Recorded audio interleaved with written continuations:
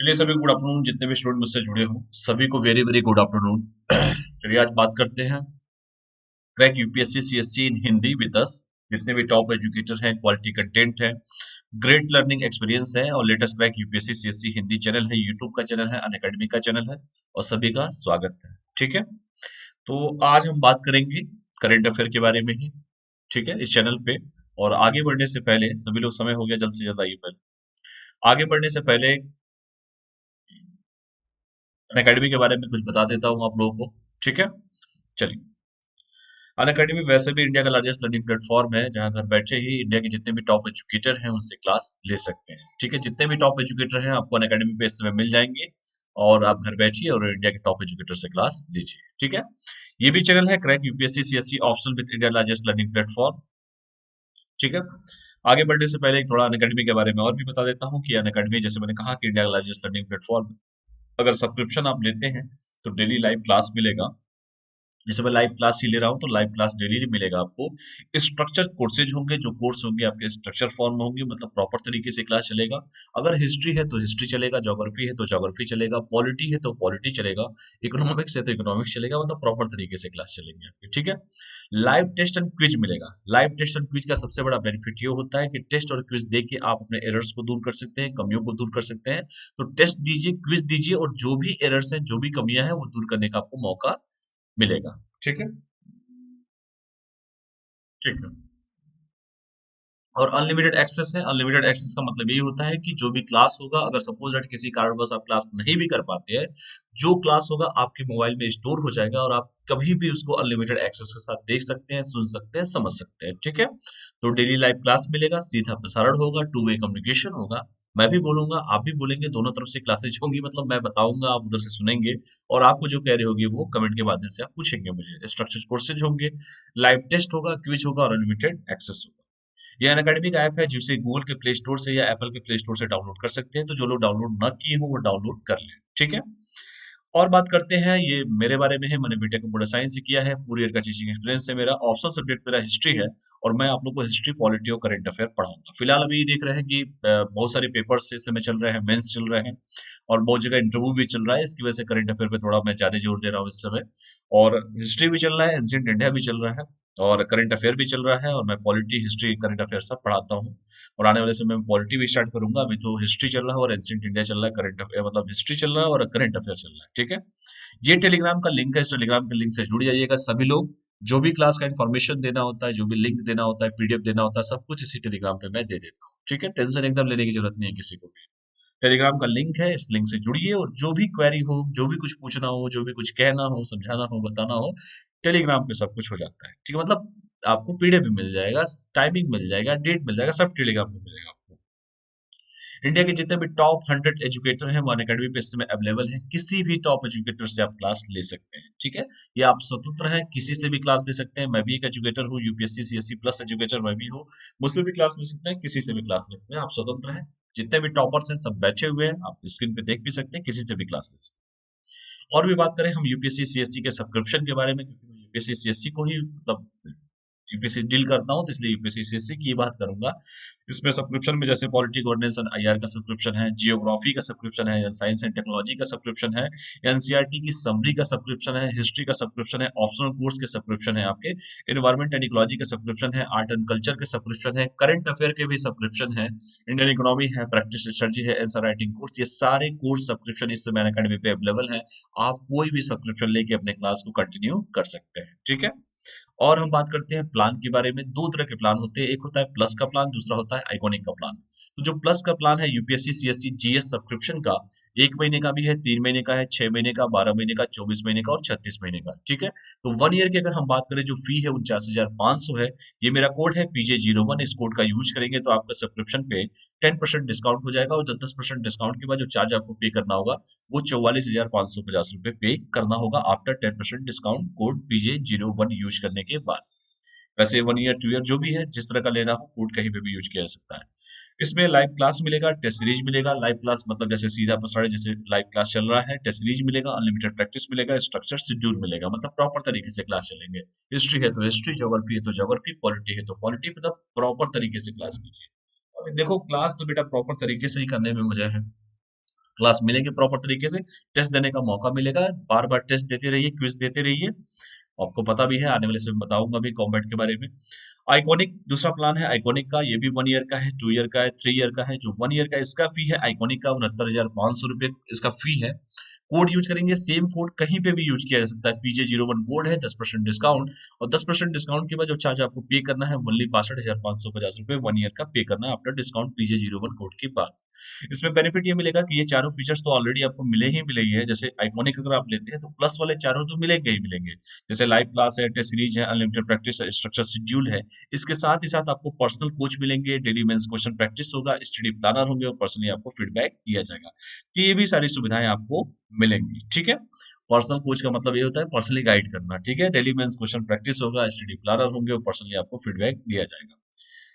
और भी देख लीजिए, ये ऑप्शनल कोर्स भी अनअकैडमी के द्वारा स्टार्ट किए गए हैं। कोई भी ऑप्शनल कोर्स करना हो, चाहे वो 1 महीने का, 6 महीने का, 12 महीने का, 24 महीने का और 36 महीने का, कोई भी वैकल्पिक विषय चूज करना हो तो वैकल्पिक विषय चूज कर सकते हैं। जो 1 ईयर का फी है 27,500 है। कोड फिर वही सेम कोड है, हर जगह यूज है, PJ01 10% डिस्काउंट। और आफ्टर 10% डिस्काउंट के बाद जो आपको पेमेंट करना है 24,750 रुपये पेमेंट करना है। आपको पता है कि कॉम्बैट चल रहा है, अनअकैडमी के द्वारा कॉम्बैट चलाया जा रहा है। वो कॉम्बैट क्या है? ये फ्री है एकदम कॉम्बैट। पहली बात तो कॉम्बैट का जो paper all over India level पे होने वाला है, हो रहा है, 6 तारीख को हो चुका है। हर अल्टरनेट संडे को होगा, मतलब 6 को हुआ, 13 को, जैसे 6 दिसंबर से स्टार्ट है, 13 को नहीं हुआ, ठीक है। अब 20 दिसंबर को होगा, दिन में 11 AM को होगा, ठीक है। तो सभी लोग ऑल ओवर इंडिया लेवल पे पेपर हो रहा है, सभी लोग पार्टिसिपेट कीजिए ताकि आपको अपना स्कोर पता चले कि आप लोग वाकई में तैयारी, क्योंकि उन्हीं लड़कों से ही आपकी तैयारी है, मतलब फाइट उन्हीं लड़कों से ही है। तो आप अपने तैयारी को और रणनीति को जो भी कर रहे हो, जिस तरीके से तैयारी कर रहे हो, आप पेपर दीजिए। पेपर में जो भी एरर्स हैं, कमियां हैं, दूर करने का मौका मिलेगा आपको, पेपर में दीजिए, पेपर में पार्टिसिपेट कीजिए आप लोग। तो the most competitive gamified UPSC CSC battle in here चल रहा है। 6 दिसंबर से स्टार्ट है, अगला 20 दिसंबर को होगा, दिन में 11 बजे होगा, हर अल्टरनेट संडे को होगा। तो मोस्ट वेलकम है सभी का। इस संडे को भी तैयार रहिएगा आप सभी लोग फाइट लड़ने के लिए, मतलब फाइट करने के लिए टेस्ट में। 45 मिनट का टेस्ट होगा, 60 क्वेश्चन होंगे, 13 कॉम्बैट होंगे, 6 सेक्शन होगा, रिलेटिव स्कोरिंग होगा और फाइनाइट कंसेंट होगा, अल्टरनेट संडे को होगा। तो सभी लोग तैयार रहिएगा पेपर देने के लिए। और कुछ उपहार भी दिए जाएंगे, किसी को मिल जाए तो मुझे भी दे देना, ठीक है।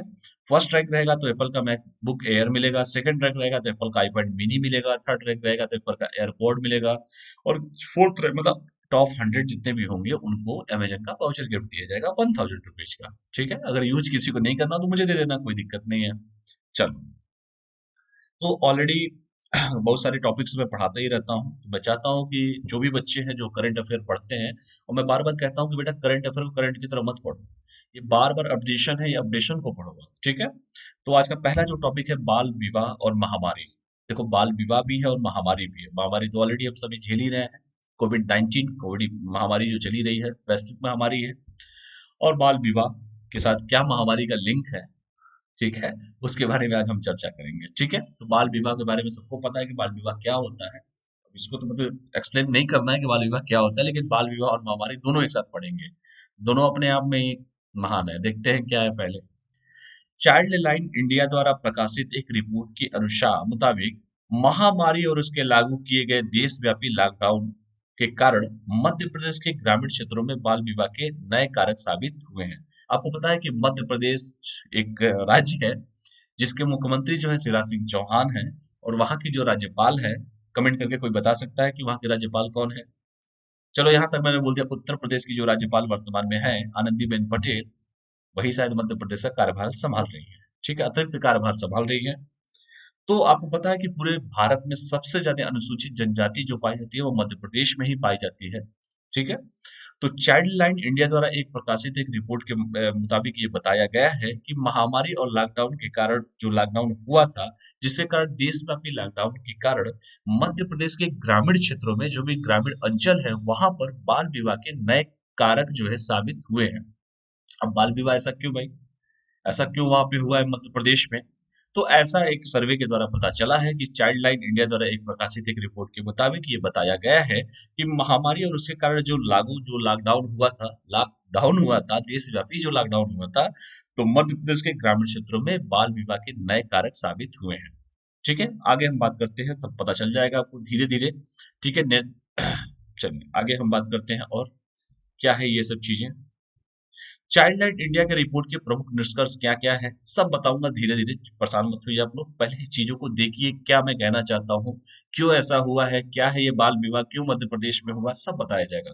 पहले जो बता रहा हूँ पहले वो चीजें देखिए, चुनिए, समझिए, उसके बारे में धीरे धीरे चीजों को मैं ओपन करता हूँ, आपको पता है मेरी आदत। तो चलिए हम बात करते हैं चाइल्ड लाइन इंडिया रिपोर्ट के प्रमुख निष्कर्ष, क्या क्या निष्कर्ष है इसके बारे में हम चर्चा कर लेते हैं। रिपोर्ट की माने तो मध्य प्रदेश में नवंबर 2019 से लेके मार्च 2020 के बीच में, आपको पता है कि मार्च में लॉकडाउन स्टार्ट हुआ था, होली के बाद हुआ था, सबको पता ही है। तो मध्य प्रदेश में नवंबर 2019 से लेके मार्च 2020 के बीच बाल विवाह के 46 मामले दर्ज किए गए थे, जबकि अप्रैल 2020 से जून 2020 तक देशव्यापी लॉकडाउन के केवल 3 महीनों में यह आंकड़ा 117 पहुंच गया है। तो आप बताइए कि मध्य प्रदेश जो जगह है जहाँ पे अनुसूचित जनजाति सबसे ज्यादा है, जो मध्य प्रदेश जिसके सीएम है शिवराज सिंह चौहान साहब, जिस यहाँ के राज्यपाल है वर्तमान में, आप पहले लालजी टंडन साहब थे, उनकी मृत्यु हो गई, तो उत्तर प्रदेश की जो राज्यपाल है आनंदीबेन पटेल, वो वहाँ का अतिरिक्त कार्यभार भी संभाल रही है। तो इसलिए तो आप खुद देखिए कि नवंबर से लेके मार्च के बीच में अगर बाल विवाह के जो मामले दर्ज होते हैं वो 46 मामले दर्ज होते हैं, लेकिन लॉकडाउन जब से चालू हुआ मार्च के बाद, मतलब अप्रैल से और जून के बीच की अगर हम बात करें तो 117 ये आंकड़ा पहुंच गया है। तो आप देखेंगे 2.5% के आसपास, मतलब ज्यादा ग्रोथ हो गया है, दोगुने से भी ज्यादा ग्रोथ हो चुका है। इसीलिए ये बार बार ये समस्याएं उत्पन्न हुई है, बाल विवाह और महामारी दोनों देखिए एक साथ आ गई है। और ये report child line India report के अनुसार ये सब बताया गया है कि देखिए सर, नवंबर से लेके मार्च तक के बीच में अगर बाल विवाह की बातें आप करें तो उस समय मात्र देखिए 46 था, लेकिन अप्रैल से लेके अगर जून 2020 की हम बात करें तो 117 तक ये आंकड़ा पहुंच गया है, जब देश में लॉकडाउन चल रहा था। तब बताओ ये सब चीजें हो गई। और वैसे भी जिसकी शादी इस समय हो रही है, समझ ही रहे हैं क्या समस्याएं हो रही हैं लोगों को। ठीक है, बारातियों की संख्या पे भी पाबंदी लगा दी गई है, बहुतों के सपने जो अधूरे रह गए हैं। कोई बात नहीं, क्या कर सकते हैं। बाल विवाह वैसे भी अच्छी बात नहीं है, पहले पढ़िए लिखिए किसी काबिल बनिए, फिर ये सब चीजें करिए, कोई दिक्कत नहीं है। बाल विवाह वैसे भी, खैर, पहले जो चीजें थी, कम उम्र में बच्चों की शादी होना, कम उम्र में ये सब चीजें होना, ये हमारे लिए बहुत ही घातक भी हो सकता है समाज के लिए। वो इस पे प्रतिबंध लगा हुआ है सरकार के द्वारा, तो ये सब चीजें नहीं होनी चाहिए बाल विवाह। अरे पहले पढ़ाई करो लिखो, जब उम्र हो तब ये सब चीजें अच्छी लगती हैं। तो ये रिपोर्ट आया था चाइल्ड लाइन इंडिया की रिपोर्ट, जो मुझे लगा कि इम्पोर्टेंट है, मैंने इसलिए आपको को बता भी दिया है। ठीक है, और भी हम पढ़ते हैं तो कुछ और भी दिमाग हम लोग का खुलेगा। मार्च 2020 से जून 2020 के बीच में सिर्फ 3 महीने की बात किया जाए तो लॉकडाउन के पहले 4 महीनों में समग्र भारत की अगर हम बात करें तो बाल विवाह के कुल 5214 मामले दर्ज हुए थे। ठीक है, तो पूरे इंडिया लेवल की अगर हम बात करें तो सिर्फ 4 महीने में, मतलब मार्च अप्रैल मई जून, सिर्फ 4 महीने की अगर हम बात करें तो आपका सिर्फ 5214 मामला पूरे भारत में दर्ज हुआ था। और उसी की मैं बात करूं कि जून से लेके, मतलब अप्रैल से लेके जून तक का 117 सिर्फ मध्य प्रदेश में था, और नवंबर से लेके मार्च तक का 46 मामला जो था वो दर्ज किया गया था। ठीक है, तो आपको देखिए यहीं से सारा डेटा मिल जा रहा है। देखो बाल विवाह पे हो सकता है निबंध भी आ सकता है, बाल विवाह सोशल इशू का भी विषय है, तो कहीं से भी चीज आ सकती है, इसलिए मैंने इस टॉपिक को उठाया भी है। ठीक है, इंटरव्यू तक में भी काम दे देगा ओके, इसलिए टेंशन न लीजिए, आराम से इन चीजों को पहले आप लोग देख लीजिए। चलिए और भी देखते हैं क्या क्या है चीजें। तो वैसे भी कम परिवार सुखी इंसान, लोगों है चीजों का, कहा जाता है जितना परिवार छोटा होगा उतना आदमी सुखी रहेगा। चलिए आयु घटक के बारे में हम थोड़ा सा बात कर लेते हैं, जो इम्पोर्टेंट भी होना चाहिए। शिक्षा का अधिकार अधिनियम के केवल 14 वर्ष की आयु तक को शिक्षा निःशुल्क और अनिवार्य बनाता है, और शोध से ज्ञात होता है कि यदि किसी बच्चे को 15 वर्ष की आयु में स्कूल छोड़ना पड़ता है तो कम उम्र में उसकी शादी होने की संभावना काफी प्रबल हो जाती है। बेटा देखो, पहले तो शादी हो जाती थी, अब तो देख रहे हो वैसे भी आदमी मेच्योर हो जा रहा है, उसके बाद शादी कर रहा है। ठीक है, तो होना भी चाहिए ऐसा ही कि पहले अपने आप में अंदर आत्मस्वावलंबन लाइए, अपने पैर पे खड़े हो जाइए, फिर अपनी जिससे शादी हो उसका भी तो खर्च चलाना है। तो वो चीजें हैं, पहले शिक्षा ग्रहण कीजिए, फिर नौकरी पाइए, फिर नौकरी पाने के बाद स्टेबल हुई, उसके बाद जो करना है करिए, कोई दिक्कत नहीं है। लेकिन अगर ये सब करेंगे तो फिर दिक्कत में दिक्कत आएगी आपको। तो शिक्षा का अधिकार यही कहता है, अभी ऑलरेडी पढ़ाया 6 से 14 वर्ष, अभी हाल ही में रिसेंटली पढ़ाया था मैंने आपको कि 14 वर्ष तक की आयु तक को शिक्षा को निःशुल्क और अनिवार्य बनाया गया है, ये कहा गया है, ये मौलिक अधिकार भी है आपका। और शोध से ज्ञात होता है कि यदि किसी बच्चे ने 14 साल के बाद पढ़ाई छोड़ दिया है तो क्या करता है, कम उम्र में उसकी शादी होने की संभावना जो है बढ़ जाती है। उसके बाद करेगा क्या वो, या तो कुछ नौकरी खोजेगा, रोजगार खोजेगा, हालांकि ये चीजें गलत है। जब उम्र हो, जो एज है, जो एज सरकार ने फिक्स किया है उस एज पे ही अगर आप शादी करें तो ही अच्छा है। ठीक है, इसके साथ ही साथ कम आयु की लड़कियों के लिए लड़कों की तुलना में बाल विवाह का खतरा अधिक होता है। भाई लड़कियों के लिए तो पहले ही जहां भी ग्रामीण अंचलों में आज भी देखो ये घटनाएं घटित होती है। अगर घटनाएं घटित ना होती तो क्या मैं ये रिपोर्ट पढ़ाता आप लोगों को? आखिर हुआ है कि नहीं घटना भारत में? इतने बड़े देशों में आजादी के 75 साल के बाद भी सरकार के द्वारा इतनी योजनाओं के चलाने के बाद भी आज भी 5214 मामले दर्ज हुए कि नहीं हुए हैं 1 साल के अंदर? इसीलिए मैं कह रहा हूँ कि ये देखो समस्याएं लड़कों से ज्यादा लड़कियों में समस्याएं हो गई हैं। और आज भी जो लोग दबे कुचले लोग हैं, जो लोग आज भी उनको डर होता है, आज भी समाज में वो सब चीजें व्याप्त हैं, तो वो चीजें दूर होनी चाहिए। कहीं ना कहीं ये शिक्षा के माध्यम से ही दूर हो सकता है। ये आप लोग की नैतिक जिम्मेदारी होती है कि आप जिस क्षेत्र में रहते हैं, अगर आपके मामले कोई संज्ञान में आए तो तत्काल उस पर रोक लगाने की कोशिश करनी चाहिए। ठीक है बेटा, सूचित करो उसको, समझाओ, क्योंकि सिविल की तैयारी कर रहे हो इसलिए उनको बताओ भी कि ये चीजें गलत हैं। ठीक है। तो कम आयु की लड़कियों के लिए लड़कों की तुलना में बाल विवाह का खतरा अधिक होता है। तो लड़के तो जैसे लोग स्कूल छोड़ दिए सब, 14 साल, जो 6 साल से 14, 6 से 14 वर्ष के बच्चों को अनिवार्य शिक्षा जो इम्पोर्टेंट था, उसके बाद रिव्यू किया गया, पता चला कि बच्चा अगर स्कूल छोड़ दिया उसके बाद शादी में मगन हो गया। ये सब चीजें गलत है। और लड़कों से ज्यादा लड़कियों के लिए खतरा बना रहता है। आपको पता है क्यों खतरा बना रहता है? इसके ज्यादा चर्चा करने की जरूरत मुझे नहीं। चलो आगे बढ़ते हैं। ये रिपोर्ट बता रही है, मैं नहीं बता रहा हूँ, रिपोर्ट बता रहा है। असुरक्षा की भावना सबसे पहली बात है। शिक्षा का अभाव या सुरक्षा की भावना, तो ये देखिए, भारत की कानून व्यवस्था अभी भी लड़कियों और महिलाओं के लिए एक सुरक्षित वातावरण प्रदान करने में सक्षम नहीं है। आज मैंने वही कहा ना कि आजादी के इतने साल हो गए, लेकिन आज भी वो मानसिकता अभी भी विद्यमान है। हालांकि धीरे धीरे लोग धीरे धीरे उन चीजों को समझ रहे हैं, बुझ रहे हैं, लेकिन जब तक अंदर से नहीं कोई सुधरेगा तब तक नहीं सुधर सकता वो चीजें। कितने भी कानून आप बना दें। निर्भया कांड हुआ था कि नहीं हुआ था? आज भी सुनाई देता है कि नहीं सुनाई देता है? उन्नाव वाला रेप केस का कहानी सुनाई दिया कि नहीं सुनाई दिया आप लोगों को? तो कानून तो चलो बना दिया गया, सजा दे दी गई, लेकिन ये घटनाएं आज भी समाज में कुछ ऐसे लोग घूम रहे हैं, अराजक तत्व घूम रहे हैं, जिनकी वजह से समाज आज भी दीमक की तरह ये लोग समाज को गंदा कर रहे हैं। तो इनको सजा भले से सरकार कानून द्वारा दिया जा रहा है, लेकिन जब तक लोग अंदर से नहीं सुधरेंगे तो जाहिर सी बात है जो असुरक्षा की भावना जो महिलाओं के अंदर पनप रही है, वो असुरक्षा की भावना उनके अंदर पनपेगी। लेकिन जब तक वो खुद स्ट्रांग नहीं होंगी, तरह तरह की महिलाओं के सशक्तिकरण के लिए योजनाएं बनाई जा रही हैं, जब खुद वो स्ट्रांग होंगी तभी कुछ हो पाएगा। ठीक है। तो जो मैंने कहा भी है, जैसे लिंक करके मैं आपको चीजों को बता रहा हूँ कि भारत की कानून व्यवस्था अभी भी लड़कियों और महिलाओं के लिए एक सुरक्षित वातावरण प्रदान करने में सक्षम नहीं है। चाहे गांव हो चाहे शहर हो, हर जगह की मैं बात कर रहा हूँ। मैं ऐसा नहीं है कि शहरों को मैं छोड़ रहा हूँ, मैं गांव और शहर हर जगह की बात कर रहा हूँ।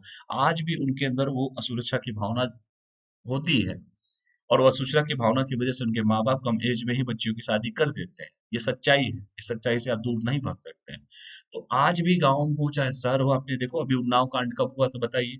अभी आप देखिए, ये जो निर्भया कांड कब हुआ था, ये तरह तरह की रोज समस्याएं आपको आप सुनने को रोज मिलते हैं पेपर्स में। तो मैं 16 दिसंबर वैसे भी आपको पता ही है। खैर मैं इन सब चीजों पे ज्यादा डिबेट नहीं करूंगा। तो भारत जो असुरक्षा की भावना की जो मैं बात कर रहा हूँ कि भारत की कानून व्यवस्था अभी भी लड़कियों और महिलाओं के लिए सुरक्षित वातावरण प्रदान करने में सक्षम नहीं है, जिसके कारण कई माता पिता कम उम्र में ही अपनी लड़कियों की शादी करवा देते हैं। जो मैं फैक्ट बता रहा हूँ, जो सच्चाई है।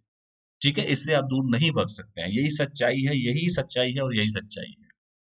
ठीक है। आप कितने भी मॉडर्न बन जाइए, आप कितने भी आगे बढ़ जाइए, लेकिन हाँ ये देखिए क्या घटनाएं घटित कम हो रही हैं।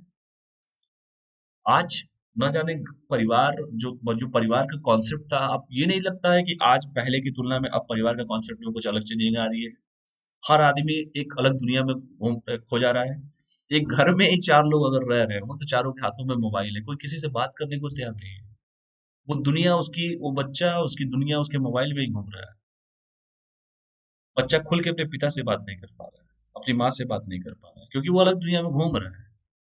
जब वो चीजें विकृतियां उसको पकड़ेंगी तो जाहिर सी बात है, जब एक दूसरे की बातों को नहीं समझेगा कोई, तो फिर ये समस्याएं तो उत्पन्न पैदा होनी तो लाजमी है।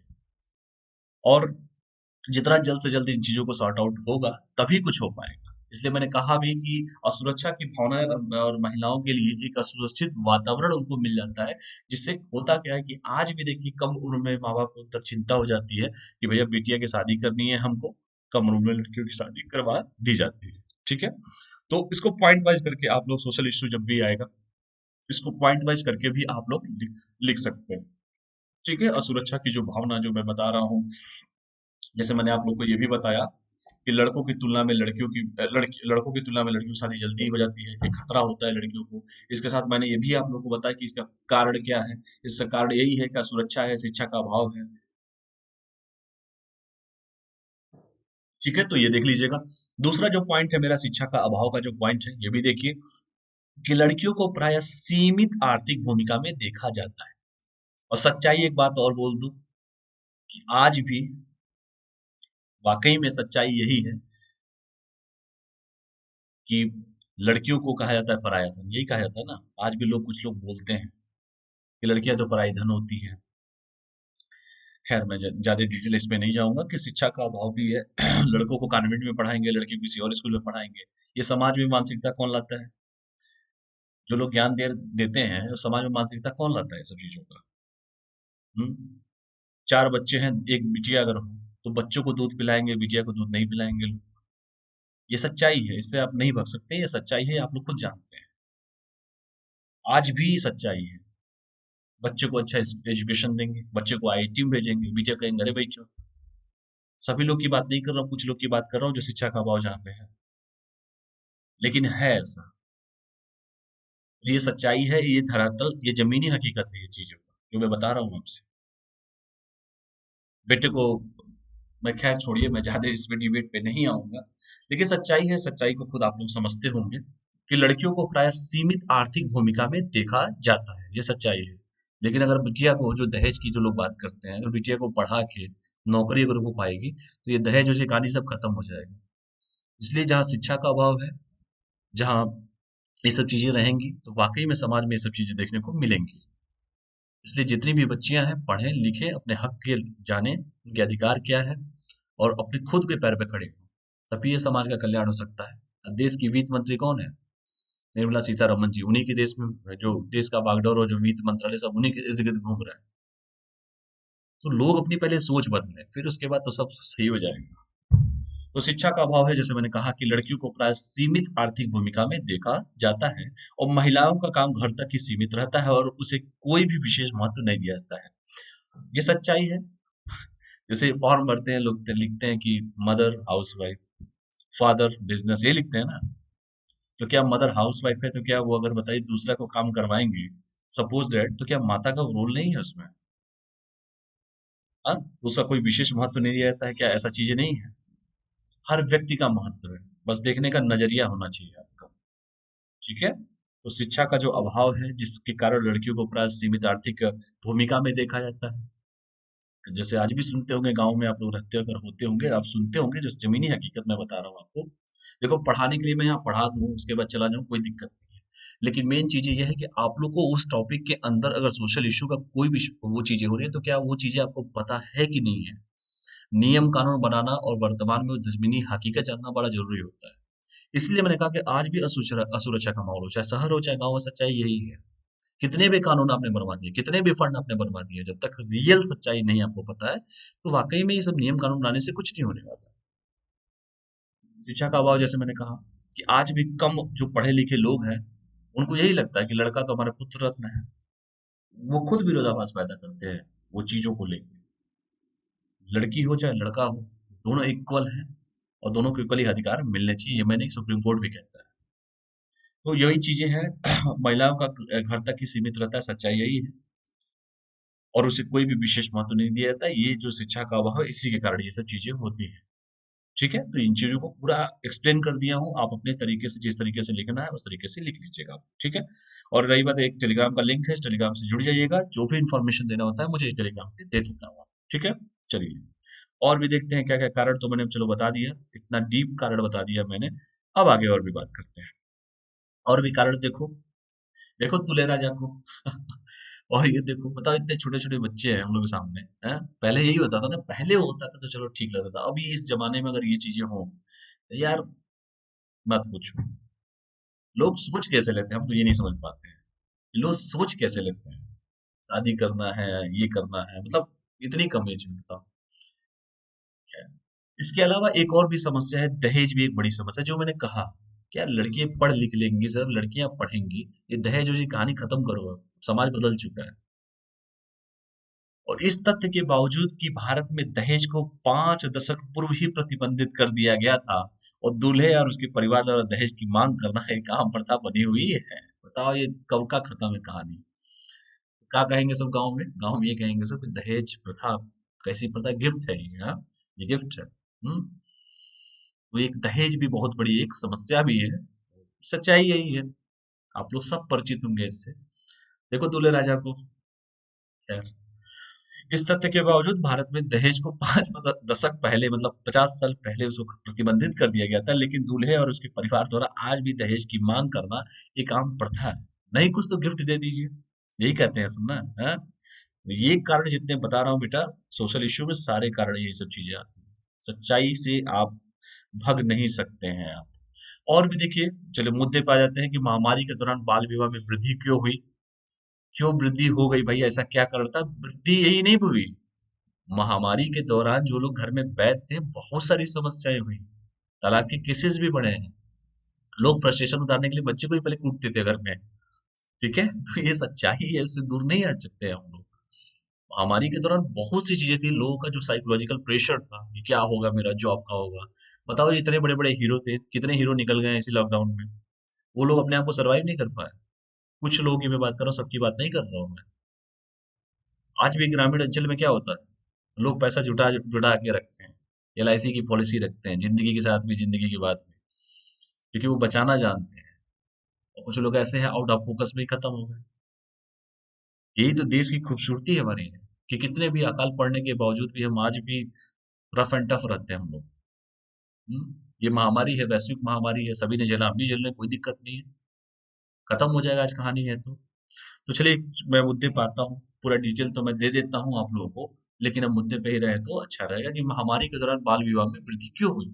ये भी देखो, वही चीजें बताऊंगा जो मैं एक्सप्लेन कर चुका हूँ कि महामारी के कारण उत्पन्न हुई आर्थिक संकट ने गरीब अभिभावकों को अपने बच्चों, खास तौर पर लड़कियों का विवाह जल्द से जल्द करने के लिए मजबूर कर दिया कि भैया जल्दी हो। उनके दिमाग में यही है कि बस लड़की, भाई पैसा खत्म है, रोजगार नहीं है, हमारे पास कुछ नहीं है, हमको शादी करना है बिटिया की, ये भी एक सरदर्दी है, भैया जल्दी इसको खत्म करें, शादी करके कहानी खत्म करें। 50-100 बरातियों का जो सरकार ने कॉन्सेप्ट लाया था उसमें भी चलो बहुत लोगों का दिमाग ऐसे ही लगा हुआ था। तो ये चीजें हैं जो सच्चाई है, वही मैं आप लोगों को बता रहा हूँ कि महामारी के कारण उत्पन्न हुई जो आर्थिक संकट थी, उस संकट ने जो गरीब अभिभावक थे, जो गरीब माता पिता थे, जो बिटिया के, उन्होंने क्या किया कि बच्चों, खास तौर पर जो लड़कियों का जो विवाह है जल्द से जल्द करके कहानी खत्म करना चाह रहे थे कि भैया लॉकडाउन बचा है, सरकार ने वैसे भी परमिशन दिया था 50 से ज्यादा बाराती नहीं होनी चाहिए। और पहले क्या था, आए हम बाराती, जो चलता था पहले, पूरा का पूरा माहौल टाइट किया रहता थे लोग हैं ना। बहुत कुछ सीखने को मिलेगा, और मैंने कह रहा हूँ यूपीएससी की तैयारी में एक परफेक्ट इंसान तो जरूर बन जाओगे। मैं बार बार कहता हूँ कि एथिक्स में 250 पे 150 नंबर लाना इंपॉर्टेंट तो है ही। लाइए आप लोग, कोई दिक्कत नहीं है, नैतिक, लेकिन नैतिक दिखिए भी आप लोग। ईमानदार होना जरूरी नहीं है, ईमानदार दिखना चाहिए, कई बार बोल चुका हूँ। तो ये भी एक समस्या थी, इसीलिए वृद्धि ये सब चीजें देखने को मिली है। जल्द से जल्द लोगों ने लड़कियों की शादी कर दी है। अब बताओ ये कोई लॉजिक है, हाँ? इसके साथ ही साथ स्कूल बंद होने के कारण बच्चों को, मुख्यतः लड़कियों की सुरक्षा का मुद्दा भी उनके विरुद्ध हिंसा और बाल विवाह का एक प्रमुख कारण है। मैंने जैसे कहा, कई सारे ये शहरों में या गांव में ये घटनाएं हुई हैं, घटित हुई हैं। ठीक है, और तो जो साइकोलॉजिकल लोगों का प्रेशर था महामारी के दौरान, पीटना था तो बच्चे को ही पीटना चालू कर देते थे, घर पे ही कूटना चालू कर देते, थोड़ा बदमाशी हो तो उसी फ्रस्ट्रेशन को निकाल देते थे। तो यही सब चीजें हैं कि इसीलिए मैंने कहा कि महामारी के दौरान जो बाल विवाह और जो महामारी के बीच में वृद्धि जो हुई है वो क्यों हुई है, यही सब कारण थे, यही कारण बता रहा हूँ आपको। ये भी एक कारण था। चलिए और भी आगे बढ़ते हैं, इतना डीप आप लोगों को बता ही दिया। और भी देखिए प्रभाव क्या क्या पड़े, इफेक्ट क्या पड़े, ये भी देखिए कि बाल विवाह जो है ह्यूमन इम्यूनो डिफिशियंसी वायरस या एचआईवी जैसे यौन संचारित संक्रमणों की उच्च दर से जुड़ा हुआ है बाल विवाह। और बाल विवाह प्रजनन क्षमता को बढ़ाकर जनसंख्या वृद्धि में योगदान देता है, जाहिर सी बात है। अब मैं क्या इस पे बोलूं। और ऐसी स्थिति में यदि शिक्षा गुणवत्ता परक न हो, तो रोजगार के अवसर सीमित हो, स्वास्थ्य और आर्थिक सुरक्षा के साधन उपलब्ध न हो, तो अत्यधिक आबादी एक अभिशाप का रूप धारण कर लेगी। भाई वही मैं बोल रहा हूँ, शुरुआत में ही जो मैंने आप लोगों को बताया कि बेटा कम उम्र में बेचारा लड़का पढ़ाई नहीं करेगा, शादी कर लिया है भाई, तो खर्चा कौन चलाएगा? कौन चलाएगा? उसके पिताजी चलाएंगे। उसके पिताजी की तो चलो मान लो खत्म हो गई कहानी, मतलब लॉकडाउन में नौकरी खत्म है तो फिर कैसे चलाएगा? तो ये भी एक समस्या है।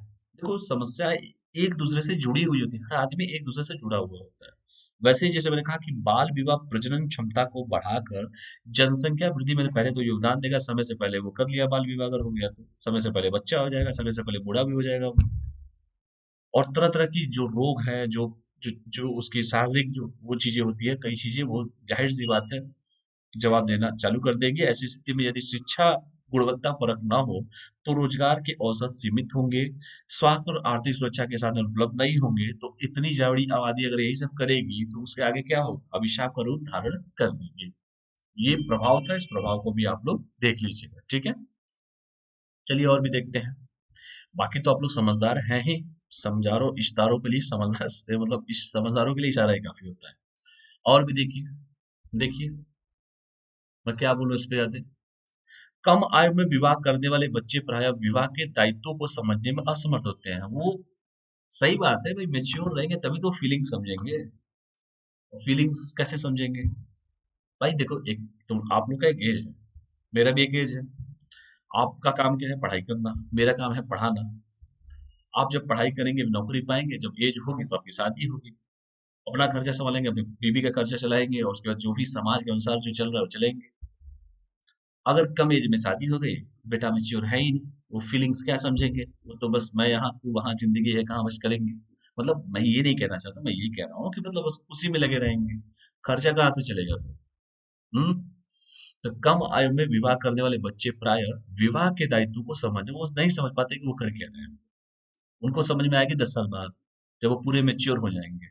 तो जो लोग ये गलती कर रहे हैं, करते हैं, और जो कर रहे हैं ये, उनको इसका रिजल्ट आने वाले समय में पता चलता है कि कितनी बड़ी समस्याओं से वो ग्रसित है खुद वो। ठीक है, तो कब जब मेच्योर हो जाइए तब वो चीजें करिए। अभी समय से पहले जो आपका काम है, जो आपका काम है शिक्षा ग्रहण करना, तो शिक्षा ग्रहण कीजिए। आपका जो काम है पहले जो करना है वो करिए पहले, जब इसका समय आएगा तो ये करिएगा। लेकिन पहले अपने तो स्टैंड हो जाओ, कि पिताजी के बैसाखी के सहारे कब तक खड़े रहोगे ये बताओ। इसलिए बाल विवाह बहुत गलत चीज है, ये रोक लगनी चाहिए। जिस समय एज हो जब हो तभी वो चीजें इंपॉर्टेंट होनी चाहिए, तभी उसका मजा भी आता है। कम उम्र में शादी हो जाएगी, तुम समझोगे ना फीलिंग। हाँ, तो यही सब चीजें हैं, इन सबको देखिए। खुद का खर्चा नहीं चलाओगे तो उसका क्या चलाओगे, हाँ? चलो। कम आयु में विवाह करने वाले बच्चे प्राय विवाह के दायित्व को समझने में असमर्थ होते हैं, जिसके कारण प्राय परिवार के सदस्यों के बीच समन्वय का अभाव है, कोऑर्डिनेशन का अभाव रहता है। जाहिर सी बात है, तुम समझोगे ही नहीं। अगर मान लो आपकी भाई अपनी बीबी जो को सामान मांगेगी, तो बेटा किससे लाके दोगे? कमाओगे नहीं तो वो भी कितना दिन चलेगा, कब तक? ठीक है, तो समझदार हैं आप लोग। चलो, बहुत ज्यादा पढ़ा दिया इसमें आज। और भी आगे बढ़ते हैं। और भी देखो, देखना है तो अधिकारों का हनन भी देख लो, क्या क्या चीजें मैं बताना चाहता हूँ। वर वधु का प्रभाव, बाल वधु का प्रभाव भी देखो। कम आयु में विवाह करने से लड़कियां अपने बुनियादी अधिकारों से वंचित हो जाती हैं। ठीक है, जो उनके मूलभूत अधिकार होते हैं उससे वो वंचित हो जाती हैं। और बाल अधिकारों पर संयुक्त राष्ट्र का जो कन्वेंशन है, यूएनआरसीआरसी में उल्लिखित बुनियादी अधिकारों में शिक्षा का जो अधिकार है, और दुष्कर्म तथा यौन शोषण जैसे मानसिक अथवा शारीरिक शोषण से सुरक्षा का अधिकार आदि शामिल है। इन सभी कारणों से अधिकारों से वो वंचित हो जाती है, जो उसके बुनियादी अधिकार होते हैं। ठीक है, तो ये भी एक समस्या है, अधिकारों का हनन। ठीक है, ये कम आयु में विवाह करने से होता क्या है कि लड़कियां जो है उनके जो बुनियादी अधिकार है, जो उनके मेन अधिकार है, उससे वो वंचित हो जाती हैं। और जैसे मैंने कहा कि बाल अधिकारों पर जो संयुक्त राष्ट्र का जो कन्वेंशन है, जिसमें जो उल्लिखित जो बुनियादी अधिकार हैं, जैसे कि शिक्षा का अधिकार है, और दुष्कर्म तथा यौन शोषण जैसे मानसिक जो अथवा शारीरिक शोषण से सुरक्षा का जो अधिकार है, वो आदि शामिल है, उससे वो वंचित हो जाते हैं। इसको भी आप लोग देख लीजिएगा। आगे हम बढ़ते हैं। और समाजीकरण का अभाव। भाई छोटी उम्र में तुम करोगे शादी, अपना खर्चा चलाओ, उसका भी चलाओ, जब तैयार हो जाओ, स्ट्रॉन्ग मतलब मेच्योर हो जाओ, तब ये सब चीजें करो तो अच्छा रहेगा। समाजीकरण का भी अभाव रहेगा भाई, तुम समझोगे ही नहीं, कोऑर्डिनेशन बनेगा ही नहीं, तो फिर आगे समस्या उत्पन्न होगी 2 साल 4 साल 5 साल 6 साल के बाद। इसके साथ ही साथ घरेलू जिम्मेदारियों के कारण प्रायः बाल वधु को अपनी शिक्षा छोड़नी पड़ती है, शुरुआती जैसे मैंने कहा। और ऐसा माना जाता है कि यदि घर की महिला शिक्षित होती है तो वो अपने पूरे परिवार को शिक्षित कर सकती है। अंडरलाइन लाल पेन से कर लेना बेटा, ये कोटेशन गांधी जी ने भी कहा था। एक महिला अगर शिक्षित होगी ना, पूरा परिवार शिक्षित सही हो जाएगा। ये सच्चाई है, इस सच्चाई से जितना अवगत होंगे उतना ही बढ़िया रहेगा। ठीक है, महिला शिक्षित होगी तो वो जैसे आप ही लोग देखो ना, अगर लोग यूपीएससी की तैयारी कर रहे हो, आपके अगल बगल अगर सच्चाई से तैयारी करते हो तो अगर हमेशा शिक्षा की बात करोगे, आप एजुकेशन की बात करोगे, आप बढ़िया कुछ चीजों की बात करोगे, लॉजिकल चीजों की बात करोगे, आपका दिमाग सिर्फ उसी में इर्द गिर्द घूमता रहेगा। तो ये चीजें हैं कि अगर बाल बधुओं को अपनी शिक्षा छोड़ दी, जिनको जैसे माँ अगर इलिटरेट हो जाए, मान लो कोई और वाइफ है, मतलब किसी की वधु है, कोई वधु है, अगर वो पढ़ाई छोड़ दी, कम रूम में शादी हो गया, उसके माँ बाप ने कर दिया, फिर उसके बाद क्या होगा? वो क्या, उसका तो पहली बात तो है कि वो खुद अपने पति के पैसाखी पे खड़ी है वो, उसकी रोजी रोटी तो उसका पति कमा के खिलाएगा तभी करेगी वो। लेकिन अगर वो सपोज दैट आज के जनरेशन के हिसाब से अगर बच्चियां पढ़ रही हैं, वो अपने पैर पे खड़ी है, किसी के गुलाम तो नहीं है ना वो। दोनों कमाएंगे, दोनों खाएंगे, सर्वाइव करेंगे, अपनी जिंदगी ऐसे जिएंगे, किसी के ऊपर बोझ नहीं रहेंगे वो, अपने खर्चे खुद बियर्ड करेंगे उन चीजों को, जब मेच्योरनेस आ जाएगा तब। ठीक है, तो ये पूरा का पूरा सोशल इशू पढ़ा रहा हूँ, ध्यान से पढ़ लो, बार बार नहीं पढ़ाऊंगा सब चीजें। तो यही है कि यदि घर की महिला शिक्षित होती है तो अपने पूरे परिवार को शिक्षित करती है, किंतु यदि वो अशिक्षित होती है तो उसके बच्चों को भी शिक्षा प्राप्ति के अवसर ही कम मिलते हैं, तो फिर वो क्यों इंटरेस्ट जगेगी? बहुत कम ही लोग होते हैं जो ये सब कर पाते हैं। तो ये भी है, समाजीकरण का भी अभाव है। तो बाल बधू का जो बता दिया मैंने। और भी देखिए, कुछ और भी देखना है तो महिला सशक्तिकरण में बाधा। चूंकि बाल बधू अपनी शिक्षा पूरी करने में सक्षम नहीं होती है, वह प्राय परिवार के अन्य सदस्यों पर आश्रित रहती है, जैसे मैंने ऑलरेडी बताया। वो लोग ऑलरेडी जो बताया मैंने, अपने पति पे डिपेंड रहेंगी, तो जो लैंगिक समानता और महिला सशक्तिकरण की दिशा में भी एक बड़ी बात है। लंबी चौड़ी बातें तो कर लेंगे आप, लेकिन कैसे काम चलेगा बताइए? अगर दोनों कमाएंगे, दोनों पैर पे खड़े रहेंगे, गुलाम थोड़े रहेगी वो। है, तो ये भी एक समस्या है। स्वास्थ्य संबंधी मुद्दे सबसे इंपॉर्टेंट है। बाल विवाह का बाल वधु के स्वास्थ्य पर गंभीर प्रभाव पड़ता है, क्योंकि वे न तो शारीरिक रूप से और न ही मानसिक रूप से किसी की पत्नी अथवा किसी की माता बनने के लिए तैयार होती है। ये सबसे बड़ी समस्या और सच्चाई यही है। कम उम्र में शादी हो जाएगी, कम उम्र में बच्चे हो जाएंगे, फिर आने वाली समस्या और भी पैदा हो जाती है स्वास्थ्य से लेकर रिलेटेड। इसलिए जब उम्र हो तो ही चीजें अच्छी लगती हैं हर जगह। ठीक है, समय से पहले हर चीज अच्छी नहीं लगती है। ये स्वास्थ्य संबंधी समस्याएं भी है, महिला सशक्तिकरण में भी बाधा ये है। लड़कियां पढ़ेंगी, लिखेंगी, आगे बढ़ेंगी, कंधे से कंधा मिला के चलेंगी, तभी वो सशक्त होंगी, किसी के ऊपर बोझ नहीं रहेंगी। उसका पति भी उसको हड़काने के बाद 4 बार सोचेगा। ठीक है, जो आज के परिवेश के हिसाब से। तो ये सब चीजें पढ़िएगा बेटा, बहुत पढ़ा दिया सोशल इशू, मजे से पढ़िएगा इसको आपको। ठीक है, और इन सब चीजों का खिलाफ रहिए बाल विवाह के। ये देखो, कौन से पंडित जी को पढ़े लाए थे सब ये सब।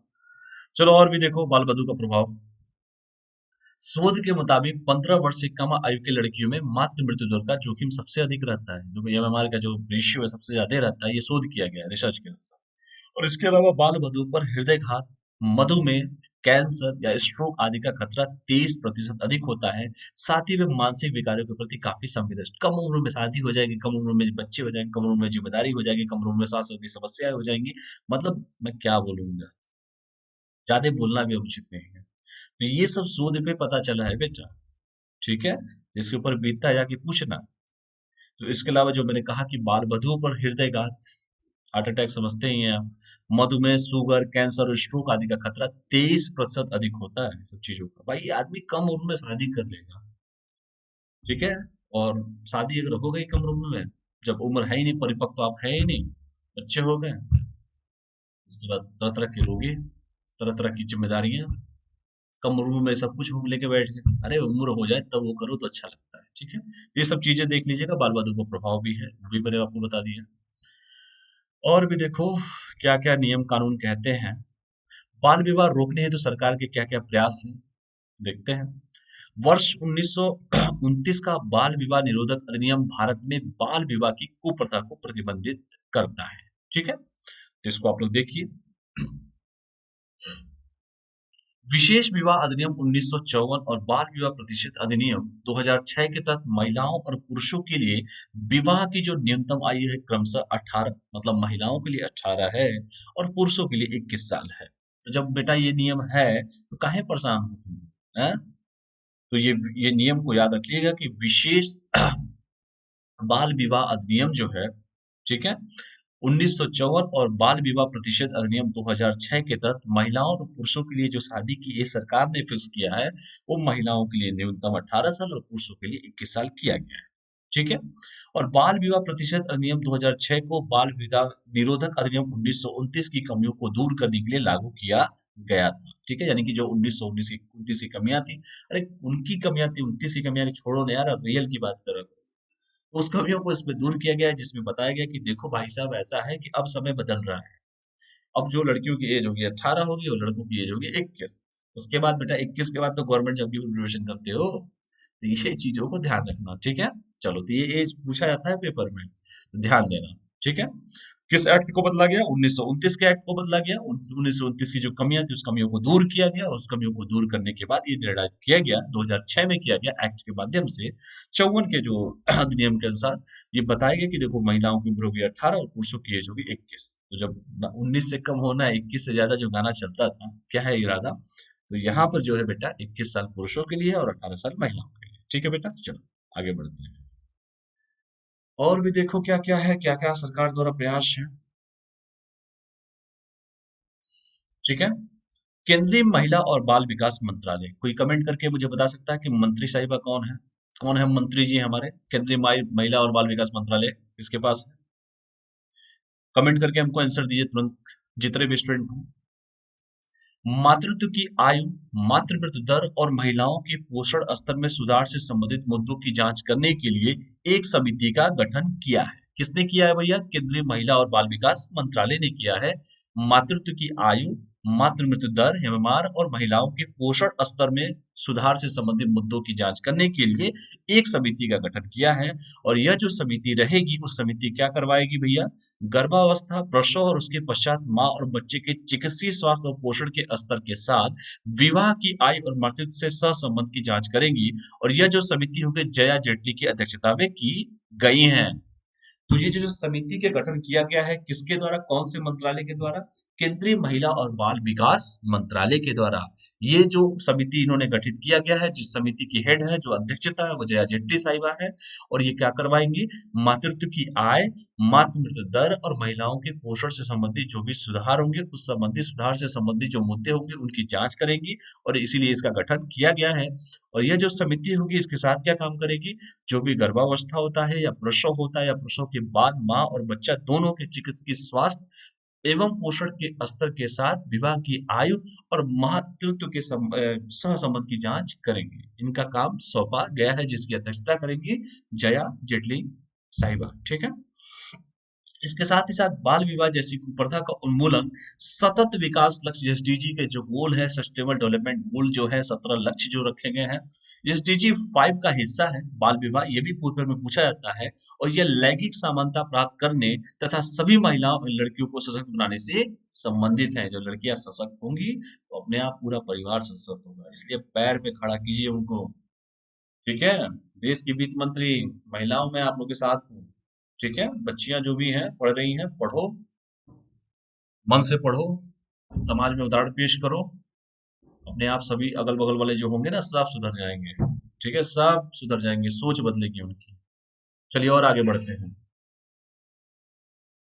और भी देखो क्या क्या है। चाइल्ड लाइन फाउंडेशन के बारे में जिन्होंने रिपोर्ट दिया था मध्य प्रदेश के बारे में, इनके बारे में थोड़ा सा हम लोग पढ़ लेते हैं कि ये भाई लोग, ये भाई हैं कौन, क्या है ये, कौन सा रिपोर्ट दे दिए महामारी में कि बाल विवाह ज्यादा हो गया मध्य प्रदेश में। तो देखते हैं क्या है ये।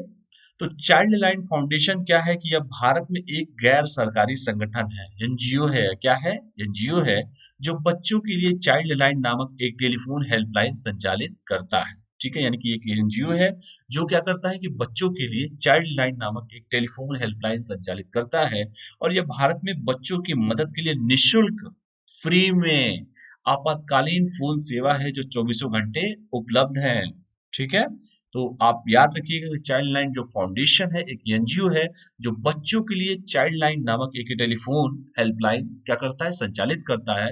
और यह भारत में बच्चों की मदद के लिए निःशुल्क, एकदम फ्री में आपातकालीन सेवा, आपातकालीन जो फोन है, जो चौबीसों घंटे उपलब्ध है। और चाइल्ड लाइन फाउंडेशन 18 वर्ष की आयु तक के सभी बच्चों के अधिकारों के संरक्षण की दिशा में कार्य करता है। और यह गैर सरकारी जो संगठन है, मुख्य तौर पर गरीब वर्गों के बच्चों और लड़कियों के हित में कार्य करता है। ठीक है, तो देखो काम कर ही रहा है, इसने ही रिपोर्ट दिखाया है। अगर रिपोर्ट नहीं दिखाता तो हमें नहीं भी पता चलता कि भैया मध्य प्रदेश में इतनी घटनाएं कैसे बढ़ गई। मध्य प्रदेश में अभी लॉकडाउन के पहले, लॉकडाउन के मतलब पिछले नवंबर से लेके मार्च तक, और मार्च से लेके अपने जून तक देखिए कितनी सब बढ़ गई घटनाएं, जो बाल विवाह की घटनाएं थी। तो ये चाइल्ड लाइन फाउंडेशन द्वारा ये अच्छा काम किया गया है कि कम से कम रिपोर्ट समाज के सामने रखा गया है। अगर ये रिपोर्ट नहीं रखा जाता तो पता, हम लोग को पता भी नहीं चलता। तो ये चाइल्ड लाइन फाउंडेशन ने ये अच्छा काम किया है। ये भारत में जो बच्चों के लिए निःशुल्क आपातकालीन फोन सेवा है जो चौबीसों घंटे उपलब्ध है। और जैसे मैंने कहा कि चाइल्ड लाइन फाउंडेशन क्या करता है कि 18 वर्ष तक की आयु तक के सभी बच्चों के लिए अधिकारों की, उनके अधिकारों के संरक्षण के लिए कार्य करता है। और ये गैर सरकारी संगठन जो है मुख्य तौर पर गरीब वर्ग के बच्चों और लड़कियों के हितों में कार्य करता है। ठीक है, चलिए यहाँ तक पढ़ लीजिएगा आराम से आप लोग। पूरा का पूरा सोशल इशू ही मैंने आप लोग को पढ़ा दिया, एक एक लाइन, एक एक डिटेल मैंने पढ़ा दिया। वही सब चीजें हैं कि ये बच्चों की सुरक्षा में शामिल एजेंसियों का सबसे बड़ा नेटवर्क भी है। ठीक है, तो इसको भी आप आराम से पढ़ लीजिएगा। यहाँ तक कोई डाउट है किसी को तो मुझसे बात कर सकता है, कोई डाउट नहीं होना चाहिए मुझे लगता है, क्योंकि दोनों एक साथ मैंने पूरा का पूरा टॉपिक से रिलेटेड जितने भी एक्ट्स हैं, चाहे जितने भी नियम हैं, चाहे 21 साल 18 साल समाज की क्या स्थिति थी, उसकी शिक्षा की क्या स्थिति हो सकती है, ये ए टू जेड सारा आपको डिटेल मैंने बता दिया है। अब आपका काम है कि उसको सोशल इश्यू के हिसाब से पॉइंट वाइज करके अपने तरीके से उसको एक्सप्लेन कीजिए, अपने तरीके से उसको देखिए। आप आराम से देखिएगा, दूसरों से अच्छे नंबर आपके आएंगे। यहाँ तक कोई डाउट है किसी को भी? मुझे तो नहीं लगता किसी को डाउट होगा भी। कोई डाउट है किसी को? चलिए अगला जो टॉपिक जो है, ये भी थोड़ा जाते हैं इंटरनेशनल रिलेशन में। क्यूबा के बारे में देखते हैं कि क्या है क्यूबा, कौन सा आंदोलन हुआ था, सैन स्टूडियो आंदोलन कौन सा था क्यूबा का। इसके बारे में चर्चा करते हैं, क्यों चर्चा में है इसके बारे में हम बात करेंगे। कोई डाउट हो किसी को तो अभी तक पूछ सकता है मुझको। कोई भी डाउट जिसी को, इसी स्टूडेंट को हो तो। कोई डाउट है किसी को? कोई भी डाउट हो तो आप पूछ सकते हैं, कोई दिक्कत नहीं है। ठीक है, सैन स्टूडियो आंदोलन। ठीक है, तो ये पढ़ लीजिएगा। जो जो पूरा डिटेल आपको बताया मैंने, बाल विवाह और महामारी दोनों एक साथ। महामारी तो खैर बहुत कुछ सिखा के गई है। अब तो डेटा भी कलेक्ट किए जा रहे हैं सरकार द्वारा प्रवासियों के। 2011 का जनसंख्या का डेटा लेके चल रहे थे सब अभी तक। खैर, और किसी को कोई डाउट हो तो पूछो। चलिए चर्चा में क्यों है, इस पे हम चर्चा करते हैं। सैन स्टूडियो आंदोलन जो क्यूबा का है उसके बारे में चर्चा करते हैं। सैन स्टूडियो आंदोलन की शुरुआत जो था 2 वर्ष पहले हुई थी। कब हुई थी? 2 साल पहले। अब तो साल का अंत भी चल रहा है। ठीक है, 2 साल पहले हुई थी। और अब यह राष्ट्र के भीतर और बाहर दोनों जगह क्यूबा के असंतुष्टों के लिए एक मंच बन गया है। यानी कि इसकी जो शुरुआत हुई थी इस आंदोलन की, सैन स्टूडियो आंदोलन जो क्यूबा में हुआ था, इसकी जो शुरुआत हुई थी 2 साल पहले हुई थी। अब वो राष्ट्र के अंदर भी और राष्ट्र के बाहर भी दोनों जगह क्यूबा के असंतुष्टों के लिए एक मंच बन गया है। ठीक है, तो ये सैन स्टूडियो आंदोलन जो इंटरनेशनल रिलेशन का एक पार्ट है हमारा। अब आईआर का पढ़ाता भी हूँ आपको, आईआर के बारे में सब बताता भी हूँ, तो ये पढ़िएगा सैन स्टूडियो आंदोलन। ये 2 साल पहले वहां पे जो असंतुष्टता की वजह से जो 2 साल पहले से आंदोलन चल रहा है, और यह जो आंदोलन है राष्ट्र के भीतर और बाहर दोनों जगह चल रहा है, और दोनों जगह क्यूबा के असंतुष्टों के लिए एक मंच बन गया है। ठीक है, आगे हम देखते हैं और क्या क्या कहानियां हैं इसकी, क्यूबा के बारे में क्या क्या हुआ है वहां पे, पृष्ठभूमि थोड़ा सा जान लेते हैं क्या है। फिर उसके बाद हम लोग चर्चा अच्छे से करेंगे, मुख्य बिंदु पे बात करते हैं कि क्या है ये सैन स्टूडियो आंदोलन। डिग्री 349 के माध्यम से कलात्मक कार्यों को लेकर राज्य जो है सेंसरशिप का विरोध करने के लिए 2 वर्ष पहले 2018 में इसको शुरू किया गया था। यानी कि इस आंदोलन की जो शुरुआत की गई थी डिग्री 349 के माध्यम से कलात्मक कार्यों को लेकर राज्य सेंसरशिप का विरोध करने के लिए 2 वर्ष पहले मतलब 2018 में इसकी शुरुआत किया गया था।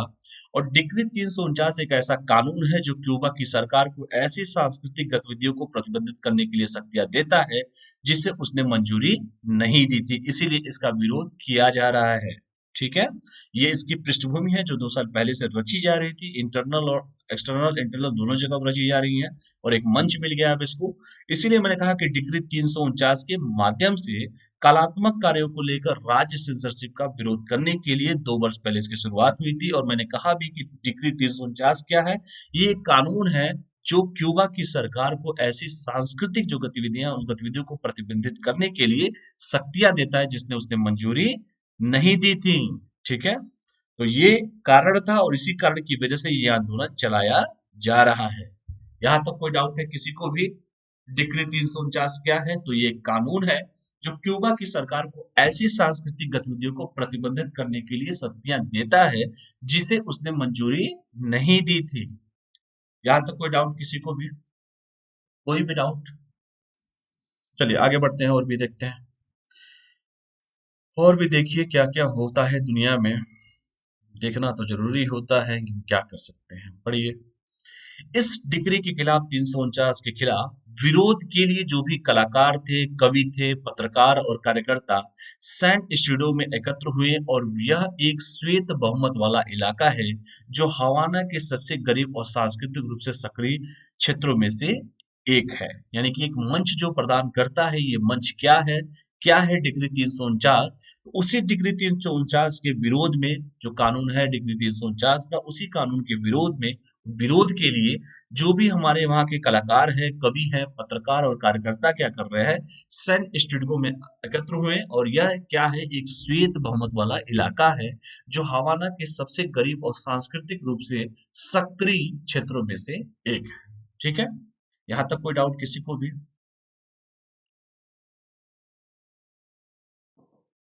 कोई डाउट है किसी को? चलिए, अब वर्तमान स्थिति का कारण जानते हैं और भी। यमसाई के अनुसार एक एब्रो क्यूबन सदस्य रैपर डेनिस सोलिस को पुलिस द्वारा गिरफ्तार कर लिए जाने के कारण क्यूबा में व्यापक विरोध प्रदर्शन और हड़ताल की स्थिति बन गई थी। खैर इतना डिटेल नहीं जानना, बस इतना जानिए, बस वही कारण था कि एक एफ्रो क्यूबन एक सदस्य था, रैपर डेनिस उसका नाम था, उसको पुलिस द्वारा गिरफ्तार किया गया तो उसके विरोध में विरोध प्रदर्शन और हड़ताल चालू हो गया, यही मेन कारण भी था। इसीलिए ये सब चीजें की गई हैं। और आगे देखते हैं क्या क्या है। और भी देखिए, वैश्विक परिदृश्य क्या है ये सब चीजें, क्योंकि ये सब भी चीजें जाननी जरूरी होती हैं। विभिन्न राष्ट्रों की सरकारों और अंतर्राष्ट्रीय मानवाधिकार संगठनों जैसे एमनेस्टी इंटरनेशनल, ये भाई कई बार पेपर में पूछा गया है, यूपीएससी तक में पूछा गया कि एमनेस्टी इंटरनेशनल क्या है, किस लिए काम करता है। तो विभिन्न राष्ट्रों की सरकारों और अंतर्राष्ट्रीय मानवाधिकार संगठनों जैसे कि एमनेस्टी इंटरनेशनल ने क्यूबा में मानवाधिकार को लेकर चिंता जाहिर की है। और एमनेस्टी इंटरनेशनल सीधे ऐसे ही क्वेश्चन पूछ दिया गया था, एमनेस्टी इंटरनेशनल किसके लिए काम करता है, क्या काम है, एमनेस्टी इंटरनेशनल है क्या, यही क्वेश्चन यूपीएससी में पूछा गया है। ये ध्यान दीजिएगा किस लिए काम करता है, मानवाधिकारों के लिए काम करता है। ठीक है। और कई देशों में क्यूबा के प्रवासियों ने आंदोलन के समर्थन में रैलियां निकाली है, इसलिए मैंने कहा कि इंटरनल भी है और एक्सटर्नल भी है। ठीक है, तो घर के अंदर तो हो ही रहा है, बाहर भी विरोध हो रहा है उसके। तो इसीलिए कई देशों में क्यूबा के जो प्रवासी हैं, जो लोग वहां रहते हैं, उन्होंने आंदोलन के समर्थन में रैलियां निकाली। ठीक है, तो ये देख लीजिएगा कि विभिन्न राष्ट्रों की सरकारों और अंतर्राष्ट्रीय जो संगठन है, जैसे मानवाधिकार संगठन है, जैसे कि एमनेस्टी इंटरनेशनल ने क्यूबा में जो मानवाधिकारों का हनन हो रहा है उसको लेकर चिंता जाहिर की है। और जो क्यूबा के जो लोग हैं जो बाहर काम करते हैं, बाहर रहते हैं, उन्होंने भी उसके विरोध में वहां पर रैलियां निकाली। ठीक है, तो ये देख लीजिएगा वैश्विक परिदृश्य। और भी देखिए क्या सरकार का रुख है। सरकार का रुख अगर सही होता तो ये सब चीजें होती। चलिए और भी देखिए। चलिए, क्यूबा सरकार का आरोप है कि यह आंदोलन जो है संयुक्त राज्य अमेरिका द्वारा वित्त पोषित है। देखो फिर आ गया यही। ठीक है, और इसका उपयोग राज्य की कानून व्यवस्था को भंग करने के लिए किया जा रहा है। बताइए, तो ये आरोप कौन लगा रहा है? क्यूबा सरकार लगा रही है कि भैया ये जो है ये बेबुनियाद है, इसका वास्तविकता से कोई संबंध नहीं है। और इसके पीछे की जो रणनीति तय कर रहा है वो संयुक्त राज्य अमेरिका तय कर रहा है, ये संयुक्त राज्य अमेरिका द्वारा वित्त पोषित ये आंदोलन है। और इसका उपयोग राज्य की कानून व्यवस्था को भंग करने के लिए किया जा रहा है, ऐसा क्यूबा सरकार का रुख है। ठीक है, यहाँ तक कोई डाउट है किसी को? कमेंट करके बताइए अमेरिका के राष्ट्रपति इस समय कौन है? डोनाल्ड ट्रंप साहब अब नहीं है, मतलब वो हट गए हैं, निवर्तमान हो चुके हैं। वर्तमान में बताइए कौन है इस समय अमेरिका के राष्ट्रपति? कौन है अमेरिका के राष्ट्रपति? कोई है महारथी जो बता सके मुझे? उनके आने से क्या फर्क पड़ेगा हमारा, जानना जरूरी है। जब क्यूबा की सरकार तो ये कह रही है, बताओ इंटरनल एक्सटर्नल दोनों इसके ऊपर अटैक हो रहे हैं, विरोध प्रदर्शन हो रहे हैं। विरोध प्रदर्शन हो रहे हैं तो इस सरकार का रुख यही है कि कह रहा है कि भैया देखो ऐसा है, हमारी कोई गलती नहीं है, ये संयुक्त राज्य अमेरिका द्वारा वित्त पोषित है ये आंदोलन, वही करवा रहा है सब कुछ। तो अमेरिका के राष्ट्रपति कौन है बताइए? नए वाले आए हैं कोई? पुराने वाले चले गए, नए वाले आए हैं। कोई जॉन बिडेन साहब है? हाँ बिडेन साहब है, वेरी गुड। तो इनका जो रुख है, देखते हैं क्या करते हैं भाई साहब ये।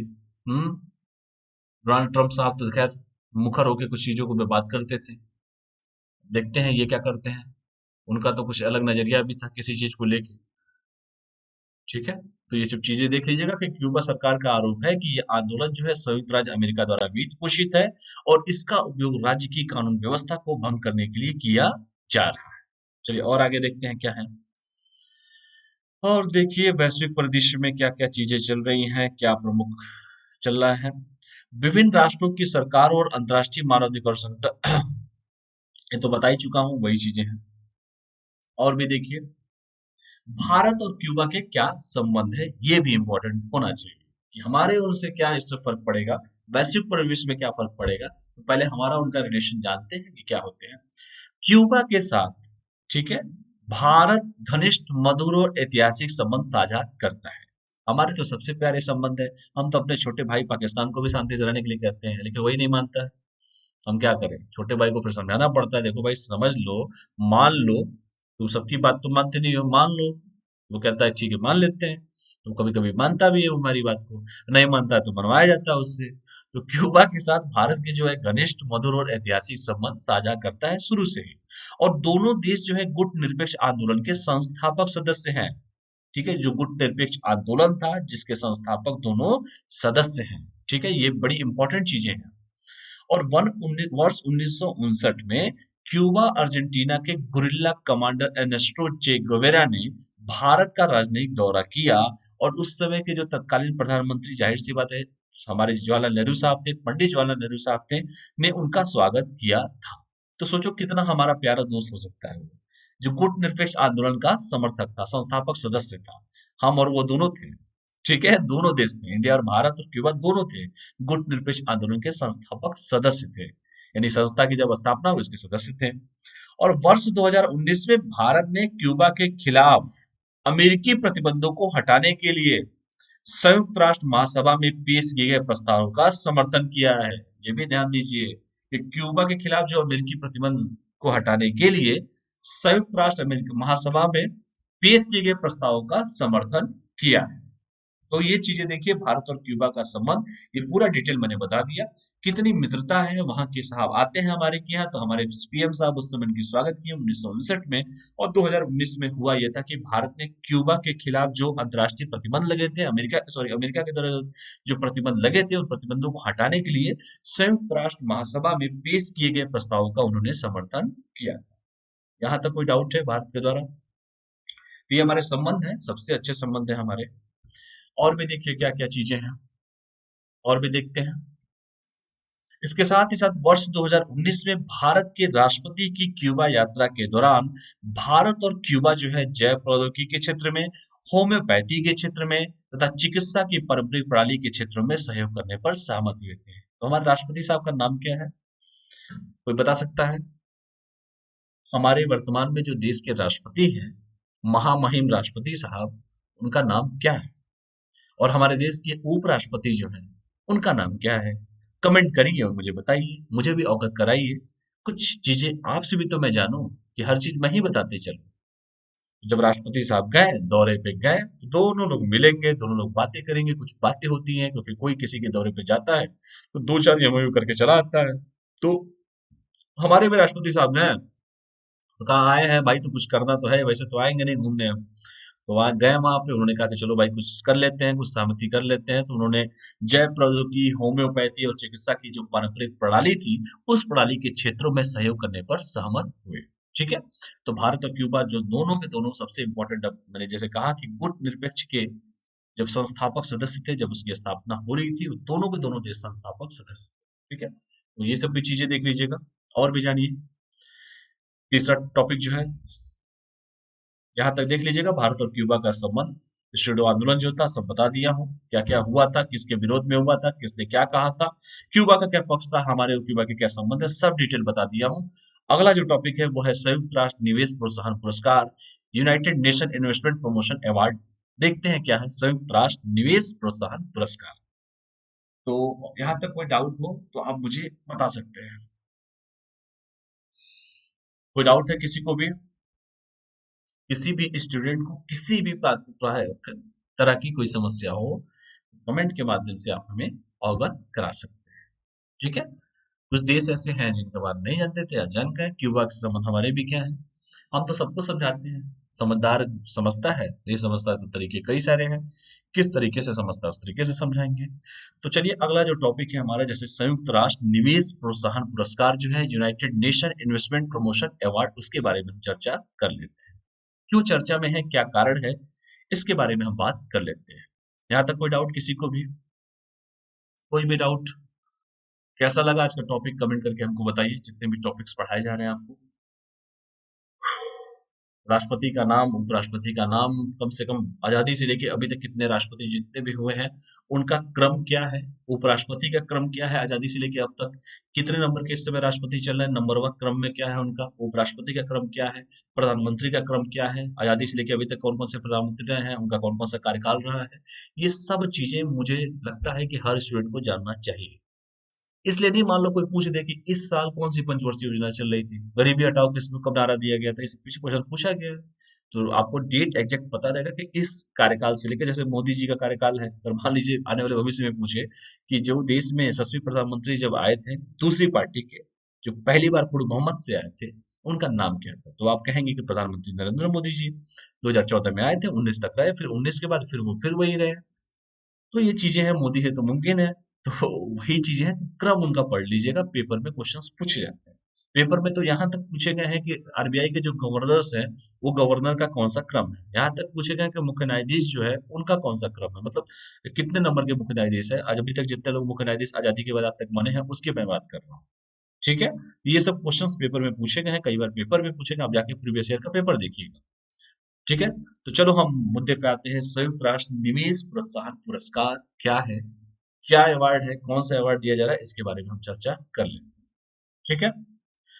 तो हाल ही में केंद्रीय गृह मंत्री कौन हमारे, अमित शाह जी, मोटा भाई हमारे। ठीक है, मोटा भाई मतलब अमित शाह जी, भाई को गुजरात में मोटा भाई को, बड़े भाई को मोटा भाई बुलाया। तो हाल ही में जो केंद्रीय गृह मंत्री, जो 2019 से लेके, मतलब अभी से रिसेंटली तो यही है, लेकिन इसके पहले जो मोदी गवर्नमेंट में गृह मंत्री थे वो राजनाथ सिंह साहब थे। अब वो गृह मंत्री की जगह वो हो गए रक्षा मंत्री, देश की रक्षा कर रहे हैं। तो हाल ही में केंद्रीय गृह मंत्री अमित शाह ने संयुक्त राष्ट्र व्यापार और विकास सम्मेलन अनकाड का 2020 संयुक्त राष्ट्र निवेश प्रोत्साहन पुरस्कार जीतने के लिए इन्वेस्ट इंडिया, मतलब national investment promotion agency of India की प्रशंसा की है। तो ये बहुत बड़े वाले हैं, ठीक है, इनको हल्के में ना लीजिए। तो इन्होंने क्या किया है, जो पुरस्कार अनकार्ड का जो 2020 संयुक्त राष्ट्र निवेश प्रोत्साहन पुरस्कार जीतने के लिए इन्वेस्टमेंट इंडिया की प्रशंसा किया है, किसने किया है, देश के गृह मंत्री श्री अमित शाह जी ने किया है। ठीक है। चलिए और आगे बात करते हैं, क्या है अनकार्ड पुरस्कार, यूनाइटेड नेशन अनकार्ड क्या है, इसके बारे में थोड़ा सा और बात भी करते हैं कि इसकी पृष्ठभूमि क्या है। तो पुरस्कार जब जीते हैं तो कुछ प्रशंसा की है, तो क्या प्रशंसा में ऐसा क्या किया गया है जो प्रशंसा के पात्र बने गए हैं हम लोग। अनकार्ड ने दुनिया में निवेश संवर्धन एजेंसियों की निगरानी के लिए एक टीम का गठन किया था। जो अनकार्ड था उसने क्या किया था, दुनिया में जो निवेश संवर्धन जितनी भी एजेंसियां थी उन एजेंसियों की निगरानी के लिए एक टीम का गठन किया था, और कोविड-19 महामारी के जवाब में अपनाई गई सर्वोत्तम प्रथाओं का निरीक्षण करने के लिए इस टीम का गठन मार्च 2020 में किया गया था। ठीक है। यानी कि दुनिया में जितनी भी इन्वेस्टमेंट संवर्धन एजेंसियां थी उन एजेंसियों की निगरानी के लिए एक टीम का गठन किया गया था, और कोविड-19 महामारी के जवाब में अपनाई गई सर्वोत्तम प्रथाओं का निरीक्षण करने के लिए इस टीम का गठन मार्च 2020 में किया गया था। इसीलिए इससे जाहिर होता है कि दुनिया में दूसरा सबसे अधिक आबादी वाला जो देश है भारत, और वैसे भी 50 तक पछाड़ देंगे हम चाइना को। ठीक है। तो दुनिया में दूसरा सबसे आबादी वाला जो देश है हमारा भारत होने के बावजूद, भारत ने के नवाचार ने देश में कोविड-19 के प्रसार को नियंत्रित करने में मदद की है। ठीक है। तो यही एक कारण था, यही इसकी पृष्ठभूमि थी, जिसकी तारीफ हमारे आदरणीय श्री देश के जो गृह मंत्री हैं श्री अमित शाह जी ने उसकी तारीफ किया है United nation investment promotion award के लिए। ठीक है। यहाँ तक कोई किसी को डाउट है, कोई भी डाउट किसी को भी, क्योंकि हम जो है अपना तो देखते भी हैं, दूसरों का भी देखते हैं, मतलब दूसरों के हितों के लिए भी काम करते हैं। तो कोरोना महामारी चली रही थी, वैश्विक महामारी थी, फंड का अभाव था, बहुत सी चीजें थी, सबके लिए थी। इसीलिए दुनिया में सबसे अधिक आबादी वाला जो देश होने के बावजूद भी हम भारत के नवाचार ने देश में कोविड 19 के प्रसार को नियंत्रित करने में मदद की है। ठीक है, चलिए आगे बात करते हैं और भी क्या चीजें और भी हैं, क्या है ये सब चीजें। संयुक्त राष्ट्र निवेश प्रोत्साहन के बारे में जान लीजिए थोड़ा सा, क्योंकि ये क्या है क्या नहीं है। संयुक्त राष्ट्र निवेश प्रोत्साहन जो पुरस्कार है, निवेश प्रोत्साहन एजेंसियों को दिए जाने वाला सबसे प्रतिष्ठित पुरस्कार है। यानी कि जो पुरस्कार है संयुक्त राष्ट्र निवेश प्रोत्साहन पुरस्कार, यह जो पुरस्कार है निवेश प्रोत्साहन एजेंसियों को दिए जाने वाला सबसे प्रतिष्ठित पुरस्कार है। और इस पुरस्कार समारोह जो था 7 दिसंबर 2020 को जनेवा में अनकार्ड के जो मुख्यालय है वहां पे हुआ था। ठीक है, तो जनेवा कहाँ है? स्विट्जरलैंड में ही है। तो अनकार्ड का मुख्यालय कहाँ है? ये सब पढ़ा चुका हूँ आप लोगों को, तो मुख्यालय में हुआ था। तो ये क्या है? तो ये संयुक्त राष्ट्र निवेश प्रोत्साहन पुरस्कार जो है वो निवेश प्रोत्साहन एजेंसियों को दिए जाने वाला सबसे प्रतिष्ठित पुरस्कार है।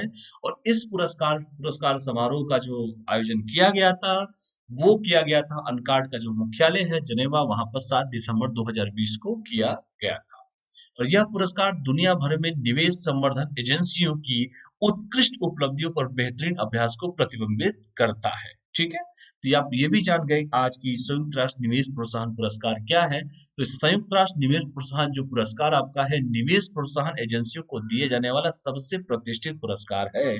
और इस पुरस्कार पुरस्कार समारोह 7 दिसंबर 2020 को जो अनकार्ड का जो मुख्यालय है जिनेवा स्विट्जरलैंड, वहां पर इसका मतलब मुख्यालय में इसका हुआ था।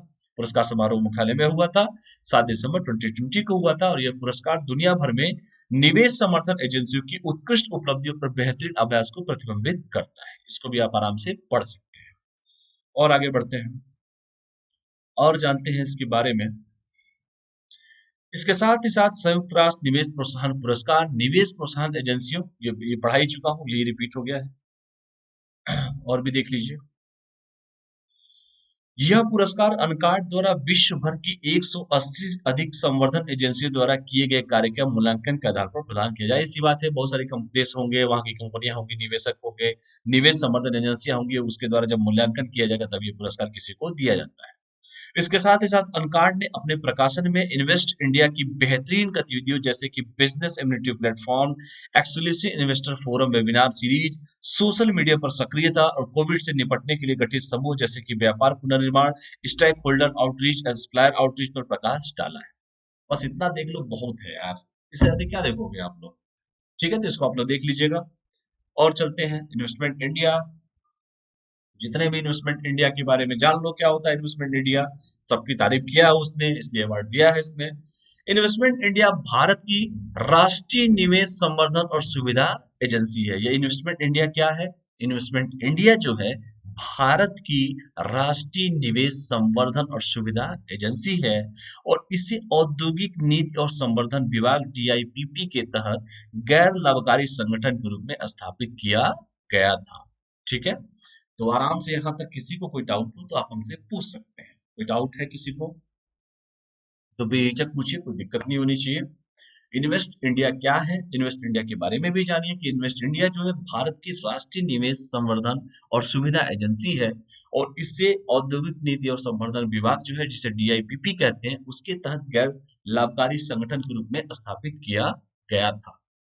ठीक है, और यह जो है फेडरेशन फिक्की जो है, federation of Indian chambers of commerce and industries और वाणिज्य और उद्योग मंत्रालय और भारत सरकार को सेवा प्रदान करता है इन्वेस्ट इंडिया। तो ये किस किस संगठनों को सेवा प्रदान करता है, ये तीनों का तीनों देख लीजिएगा कि इसमें federation of Indian chamber of commerce and industry जिसे फिक्की कहते हैं, वाणिज्य और उद्योग मंत्रालय भी इसके साथ है और भारत सरकार की सेवा को प्रदान करता है। तो ये देख लीजिएगा आप लोग आराम से, ये क्या है सब बता दिया इन्वेस्ट इंडिया के बारे में कि एक लाभकारी संगठन के रूप में स्थापित किया गया है, गैर लाभकारी संगठन के रूप में इसे औद्योगिक नीति और संवर्धन विभाग के तहत स्थापित किया गया है, ये भी देख लीजिएगा। इन्वेस्ट इंडिया भारत की राष्ट्रीय निवेश संवर्धन और सुविधा एजेंसी है, ये भी आप देख सकते हैं। तो आराम से इसको पढ़ लीजिएगा। ठीक है, और देखिएगा क्या है। अब हम बात करते हैं अनकार्ड के बारे में, जो अनकार्ड में कह रहा था, अनकार्ड संयुक्त राष्ट्र के व्यापार और विकास सम्मेलन के बारे में। इसको भी जान लो कि अनकार्ड आखिर है क्या। पढ़ा भी चुका हूँ कई बार, फिर भी देख लो, क्योंकि बढ़ाना तो जरूरी है ही आप लोग को, वरना आप लोग भी भूल जाते हो। ठीक है, चलो। संयुक्त राष्ट्र के व्यापार और विकास सम्मेलन की जो स्थापना की गई थी अनकार्ड की, वो की गई थी दिसंबर के आखिरी महीने, मतलब दिसंबर जब खत्म हो रहा तभी किया गया था। 30 दिसंबर 1964 को संयुक्त राष्ट्र महासभा द्वारा पारित प्रस्ताव के अंतर्गत की गई थी। यानी कि जो संयुक्त राष्ट्र महासभा द्वारा जो प्रस्ताव पारित किया गया था, उसके द्वारा इसकी स्थापना की गई थी। इसका जो मुख्यालय है जिनेवा में, स्विट्जरलैंड में है। और इस सम्मेलन का आयोजन प्रत्येक 4 वर्षों में एक बार होता है, यानी कि 16 में हुआ, फिर उसके बाद अब हुआ। तो 4 वर्षों में एक बार होता है, और उनकार्ड में सभी संयुक्त राष्ट्र सदस्यों के अतिरिक्त स्विट्जरलैंड और वेटिकन सिटी का भी प्रतिनिधित्व रहता है। यानी कि संयुक्त राष्ट्र के 4 सदस्यों के अतिरिक्त अनकार्ड में जो संयुक्त राष्ट्र के सदस्य जो रहते हैं, सॉरी, मैं संयुक्त राष्ट्र के जितने भी सदस्य होते हैं उनके अतिरिक्त स्विट्जरलैंड और वेटिकन सिटी का भी प्रतिनिधित्व रहता है। ठीक है, तो जनेवा स्विट्जरलैंड सबको पता है, इसका मुख्यालय यहीं पर है। अर्काड का 1964, 30 दिसंबर 1964 को इसकी स्थापना हुई थी, संयुक्त राष्ट्र महासभा द्वारा पारित प्रस्ताव के आधार पर हुई थी। और ये भी मैंने कहा कि संयुक्त राष्ट्र महासभा द्वारा पारित प्रस्ताव के आधार पर अनकार्ड की स्थापना की गई थी, 30 दिसंबर 1964 को की गई थी। इसका जो सम्मेलन होता है प्रत्येक 4 वर्ष में एक बार होता है, और अनकार्ड में सभी संयुक्त राष्ट्र के सदस्य तो होते ही होते हैं, इसके साथ ही साथ स्विट्जरलैंड और वेटिकन सिटी का भी जिसमें प्रतिनिधित्व रहता है। यहाँ तक किसी को कोई डाउट हो तो आप बेहिचक पूछ सकते हैं। कोई डाउट है किसी को? एक एक लाइन, एक एक परत में खोलते चला जा रहा हूँ।